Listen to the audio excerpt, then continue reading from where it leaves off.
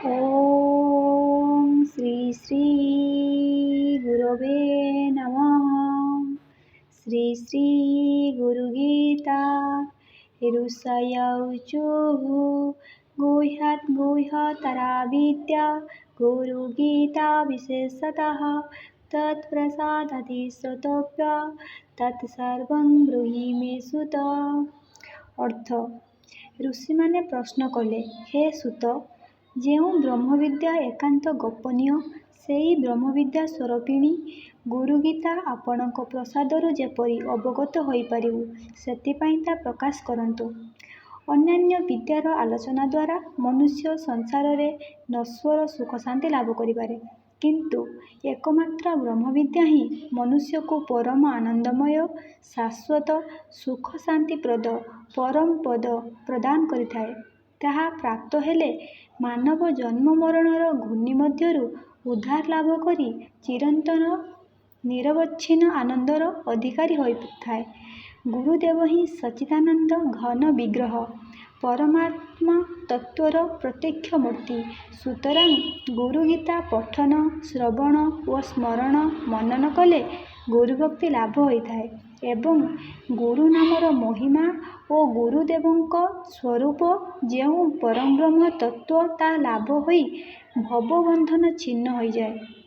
ଏହି କାରଣରୁ ଋଷିମାନେ ଗୁରୁଗୀତା ପ୍ରକାଶ ନିମିତ୍ତ ମହର୍ଷି ସୂତଙ୍କୁ ନିବେଦନ କରୁଛନ୍ତି। ସୁତଃ ଉବାଚ କୈଳାସିଖରେ ରମ୍ୟେ ଭକ୍ତି ସାଧନ ତତ୍ପରା ପ୍ରଣମ୍ୟ ପାର୍ବତୀ ଭକ୍ତ୍ୟା ଶଙ୍କରଂ ପରିପୃଚ୍ଛତି।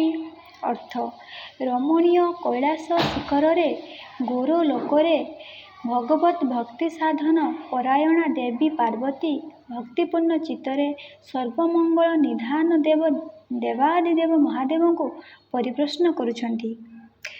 ସୁତ ଉବାଚ ପବିତ୍ର କୈଳାସ ଶିଖର ଦେବ ମାନବେ ଅଗୋଚର ସୁଗନ୍ଧମଳୟ ପବନ ସତତ କରେ ବିଚରଣ ସେ ସ୍ଥାନେ ଶିବଙ୍କ ବସତି ସଙ୍ଗେ ପାର୍ବତୀ ପୁଣ୍ୟବତୀ ଭକ୍ତି ସାଧନ ପରାୟଣ ଅପାର ଯାହାର କରୁଣା ପୁଛିଲେ ନମି ଭକ୍ତି ଭରେ ଦେବଦେବଙ୍କ ସମୀପରେ।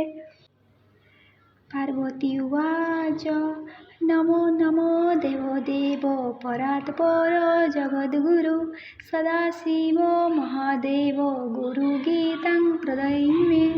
ଅର୍ଥ ହେ ଦେବାଦିଦେବ ମହାଦେବ, ହେ ପରାତ୍ପର ଅର୍ଥାତ୍ ଶ୍ରେଷ୍ଠାତି ଶ୍ରେଷ୍ଠତମ ପୁରୁଷ, ହେ ଜଗଦ୍ଗୁରୁ, ହେ ସତତ ମଙ୍ଗଳ ନିଧାନ, ହେ ସଚ୍ଚିଦାନନ୍ଦ ଘନ ବିଗ୍ରହ ପରମାତ୍ମ ସ୍ୱରୂପୀ, ତୁମକୁ ବାରମ୍ବାର ପ୍ରଣାମ। ତୁମେ ସୁଦୁର୍ଲଭ ଗୁରୁଦେବଙ୍କ ସମ୍ବନ୍ଧୀୟ ଜ୍ଞାନ ବା ଗୁରୁଗୀତା ଶ୍ରବଣ କରାଇ ମୋତେ କୃତାର୍ଥ କର।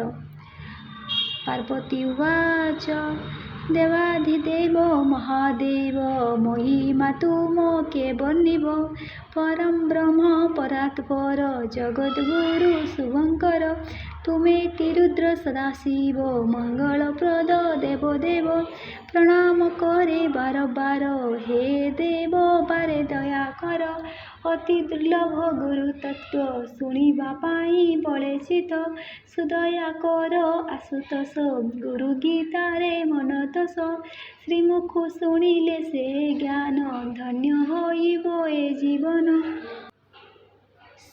କେନ ମାର୍ଗେଣ ସ୍ୱାମୀନ୍ ଦେହି ବ୍ରହ୍ମମୟ ଭବେତ୍ ତ୍ୱଂ କୃପା କୁରୁ ମେ ବ୍ରହ୍ମନ୍ ନମାମି ଚରଣଂ ତବ। ଅର୍ଥ ହେ ସ୍ୱାମୀ, ତୁମେ ହିଁ ବ୍ରହ୍ମସ୍ୱରୂପ ପରମ ପୁରୁଷ। ଯେଉଁ ପଥରେ ଗମନ କରି ଯେଉଁ ଉପାୟରେ ଦେହି ଅର୍ଥାତ୍ ଜୀବ ମାତ୍ରକେ ବ୍ରହ୍ମମୟ ହୋଇପାରନ୍ତି ସେହି ମାର୍ଗ କୃପା କରି ମୋତେ ପ୍ରଦର୍ଶନ କର, ଏହା ହିଁ ମୋର ପ୍ରାର୍ଥନା। ତେଣୁ ତୁମରି ଚରଣରେ ପ୍ରଣତି ଜ୍ଞାପନ କରୁଅଛି। ତୁମେ ହିଁ ପରମ ପୁରୁଷ ସାଧକ ଶ୍ରେଷ୍ଠ ଜ୍ଞାନ କୋଶ ଜଗତ ମଙ୍ଗଳ କାରଣ ଦିଅ ହେ ଗୁରୁ ଗୀତା ଜ୍ଞାନ ଯେଉଁ ପଥରେ ଗଲେ ଜୀବ ସଂସାରେ ଅମର ହୋଇବ ଭୋନାଥ କହ ସେଇ ଉପାୟ ହୋଇବ ଜୀବ ବ୍ରହ୍ମମୟ ତୁଟିବ ମନୁ ଦୁଃଖ शोक प्राप्त हेब शिवलोक।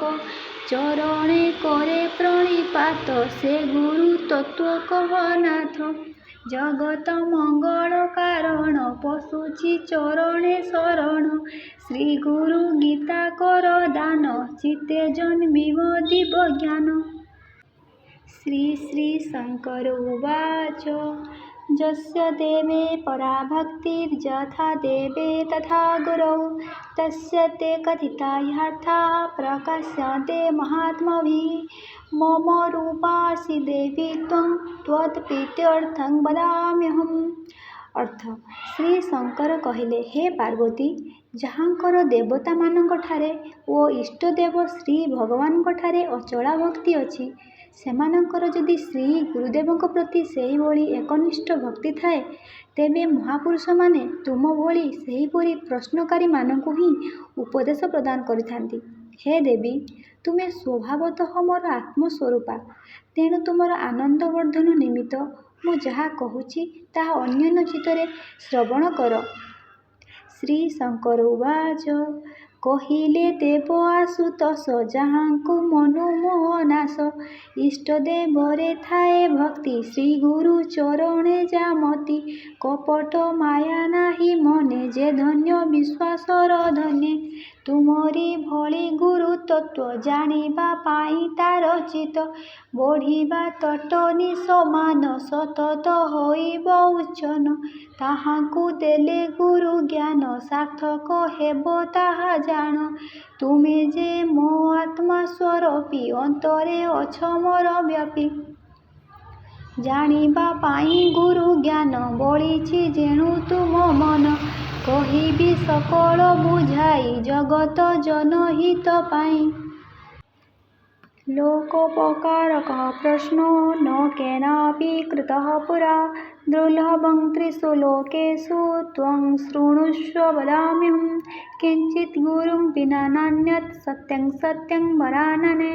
अर्थ ପୂର୍ବରୁ ତୁମ ଭଳି ଏହି ଜଗତ ଉପକାରକ ଗୁରୁତତ୍ତ୍ୱ ବିଷୟ କେବେ କେହି ପ୍ରଶ୍ନ କରିନାହାନ୍ତି, କାରଣ ଗୁରୁଦେବ ହିଁ ସେହି ସଚ୍ଚିଦାନନ୍ଦ ଘନ ନିରାକାର ମନବୁଦ୍ଧିର ଆଗୋଚର।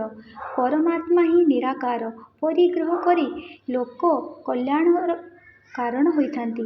ଅତଏବ ଗୁରୁଦେବ ହିଁ ଏକାନ୍ତ ଦୁର୍ଲଭ।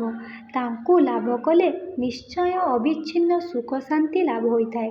ଗୁରୁଦେବଙ୍କ ବ୍ୟତୀତ ତ୍ରିଜଗତରେ ଅନ୍ୟ କିଛି ଦୁର୍ଲଭ ନୁହେଁ, ଏହା ମୁଁ ସତ୍ୟ କରି କହୁଛି, ଶ୍ରବଣ କର। ଶୁଣ ହେ ପାର୍ବତୀ ଦୁର୍ଲଣି ଏ ଗୁରୁ ତତ୍ତ୍ୱ ମହାବାଣୀ। ପୂର୍ବରୁ କେଉଁ ସାଧୁ ଜନ ଜାଣିବା ପାଇଁ ଏ ଗହନ। କରିନାହାନ୍ତି ପୁଚ୍ଛା କେବେ ଜାଣିବା ପାଇଁ ତୁମ ଯେବେ। ମନ କରିଛ ଶୁଣ ଏବେ କହୁଛି ମନର ସରାଗେ। ସଚ୍ଚିଦାନନ୍ଦ ଗୁରୁଦେବ ଅଛନ୍ତି ପୁରୀ ସର୍ବଠାବ। ମନ ବୁଦ୍ଧିରେ ଆଗୋଚର ସେହି ଅନାଦି ନିରାକାର।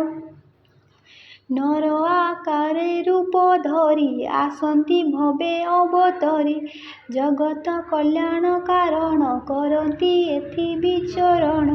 କୋଟି ଜନମ ପୁଣ୍ୟ ବଳେ ଯେବେ କାହାର ଭାଗ୍ୟ ଫଳେ। ପାଏ କେ ଗୁରୁଙ୍କ ଦର୍ଶନ ଲଭେ ସେ ଶାନ୍ତି ଅବିଚ୍ଛିନ୍ନ। ଦେବଗଣରେ ଯାହା ଦୁର୍ଲଭ ତା ପ୍ରତି ହୁଅଇ ସୁଲଭ। ଜଗତେ ଯେତେ ଧନ ଜନ ପାଣ୍ଡିତ୍ୟ ଗୁଣ ସନମାନ। ରାଜପଦବୀ କ୍ଷମତାରେ ଦୁର୍ଲଭ ନୁହେଁ ଏ ସଂସାରେ। ଦୁର୍ଲଭ ଏକା ଗୁରୁ ଲାଭ କହୁଛି ସତ୍ୟ ମନେ ଭାବ। वेदशास्त्र पुराणानि इतिहासादिकानि च यन्त्रमन्त्रादि विद्यानां मृत्युरुच्चाटनादिकं शैवशाक्तागमादीनि अन्यत् बहुमतानि च अप्रभ्रंशानि शास्त्राणि जीवानां भ्रान्तचेतासाम्।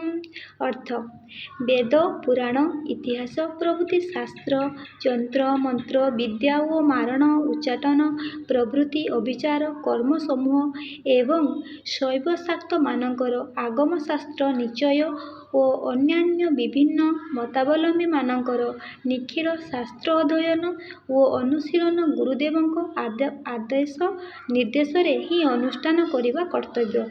ଗୁରୁଲାଭ ନ କରି ଭ୍ରାନ୍ତଚିତ୍ତ ଜୀବମାନେ ଏହା ଅନୁଷ୍ଠାନ କଲେ ତାଦ୍ୱାରା ସେମାନଙ୍କର ପତନ ଅବଶ୍ୟ ଘଟିଥାଏ। ସୁତରାଂ ସଦ୍ଗୁରୁଙ୍କ ବ୍ୟତୀତ ଅନ୍ୟ କେହି ଯଥାର୍ଥ ପଥ ପ୍ରଦର୍ଶକ ନୁହନ୍ତି।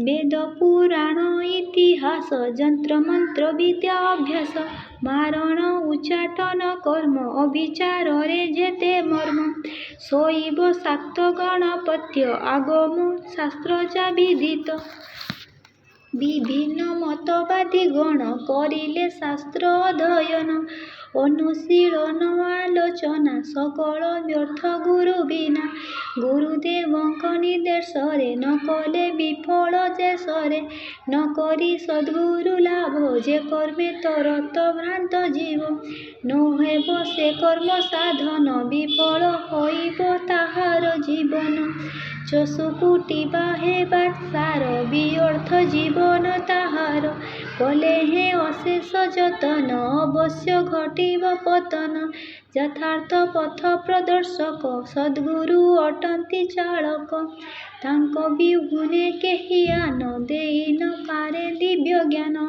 ଶ୍ରୀ ଶ୍ରୀ ଗୁରୁର୍ପଣମସ୍ତୁ। ଓಂ ଶ୍ରୀ ଶ୍ରୀ ଗୁରୁ ପରମାତ୍ମନେ ନମଃ।